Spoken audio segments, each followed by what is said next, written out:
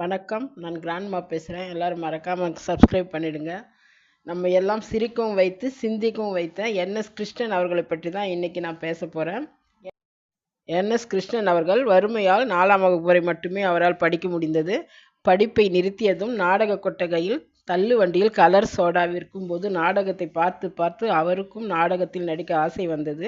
நாடகத்தில் நடிக்க ஆரம்பிக்கிறார். அவருடைய நாடகத்தை எல்லோரும் ரசிக்கிறாங்க. நாடகத்துறையில் எல்லோருமே ரசிக்கக்கூடிய நடிகராகி சொந்த நாடக கம்பெனி ஆரம்பிக்கிறார். திரைப்படங்கள் வர ஆரம்பிக்குது. இவருடைய நகைச்சுவையான நடிப்பை பார்த்துட்டு திரைப்படங்கள் நடிக்க கூப்பிடுறாங்க. திரைப்படங்களிலும் நல்ல நகைச்சுவை நடிகராக வலம் வரார். என்எஸ் கிருஷ்ணன் அவர்களுக்கு ஏற்கனவே திருமணமாகி இருந்தாலும் தன்னுடன் நடிக்கும் டி.ஏ. மதுரம் அவர்களை மறுமணம் செய்திருக்கிறார். அன்றைய காலகட்டத்தில் இவரும் இவருடைய மனைவி டி.ஏ. மதுரம் அவர்களும் சேர்ந்து நடிக்காத படங்களே இல்லை. இவர்கள் நடித்த அத்தனை படங்களும் வெற்றி படங்கள் தான். இவரை தேடி யார் உதவி கேட்டு வந்தாலும் இல்லை என்று சொல்லாமல் உதவி செய்பவர். இவர் சம்பாதித்த பெரும் பகுதியை உதவி செய்தே செலவழித்தவர். திரு எம்ஜிஆர் அவர்களின் முதல் மனைவி ஊரில் இறந்துடுறாங்க. அப்பொழுது ஊருக்கு போவதற்கு எம்ஜிஆர் அவர்களிடம் பணம் இல்லை. என்எஸ் கிருஷ்ணன் அவர்கிட்ட போய் சொல்கிறாரு, மனைவி இருந்துட்டாங்க, ஊருக்கு போகிறதுக்கு பணம் இல்லைன்னு. உடனே தன் மனைவி கையில் இருந்த தங்க வளையலை வாங்கி எம்ஜிஆர்கிட்ட கொடுத்து இதை செலவுக்கு வச்சுக்கோன்னு சொல்லி கொடுத்து அனுப்பினார். எம்ஜிஆர் அவர்களின் வள்ளல் குணத்திற்கு வழிகாட்டியே திரு என்எஸ் கிருஷ்ணன் அவர்கள்தான். என்னை மனிதாபிமானி என்று யாராவது சொன்னால் அதற்கு முழு முதல் காரணமானவர் கலைவாணர் என்எஸ் கிருஷ்ணன் தான் என்று எம்ஜிஆர் அவர்களே சொல்லியிருக்கிறார். இவ்வளவு உதவி செய்த நல்லவர் வாழ்விலும் சோதனை காலம் வருது. ஒரு கொலை வழக்கில் மாட்டிக்கிறார்.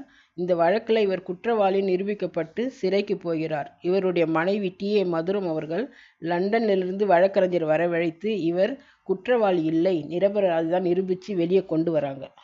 வந்த பிறகும் மறுபடியும் திரைப்படங்களில் நடிக்கிறார். முன்பு போல திரைப்பட வாய்ப்பு அவருக்கு வரவில்லை. உடல் நலக்குறைவு ஏற்பட்டு கவர்மெண்ட் ஹாஸ்பிட்டலில் சிகிச்சை எடுத்துக்கிறார். இருந்தாலும் அவரை காப்பாற்ற முடியவில்லை. 1957ஆம் ஆண்டு ஆகஸ்ட் மாதம் 30ஆம் தேதி தன்னுடைய 49ஆம் வயதில் காலமாகிறார். என்எஸ் கிருஷ்ணன் மருத்துவமனையில் இருக்கும்போது எம்ஜிஆர் அவர்கள் செலவுக்கு பணம் கொடுப்பாராம். ராமச்சந்திரா, நீ கொடுக்குற பணத்தை ஒரு ரூபாயா மாற்றி கொடு, உதவி செய்யறதுக்கு வசதியாக இருக்கும்னு சொல்லுவாராம். அவர் செய்த தர்மத்தால் இன்னைக்கு அவருடைய வாரிசுகள் நல்லா இருக்காங்க. அவருடைய 2 மகள்கள் பேட்டி கொடுத்துருந்தாங்க. நாங்கள் எல்லோரும் இப்போ ரொம்ப நல்லா இருக்கோம், டாக்டர் இன்ஜினியராக இருக்கோம். எங்களை எல்லாம் எம்ஜிஆர் அவர்கள் தான் படிக்க வைத்து கல்யாணம் பண்ணி கொடுத்தார். எங்கள் வீட்டுக்கே எம்ஜிஆர் அவர்களின் பெயரை தான் வைத்திருக்கோம்னு சொன்னாங்க. பிடிச்சிருந்தா லைக் பண்ணுங்கள், ஷேர் பண்ணுங்கள், உங்கள் கருத்தை பதிவு பண்ணுங்கள், மறக்காமல் சப்ஸ்கிரைப் பண்ணுங்கள். நன்றி, வணக்கம்.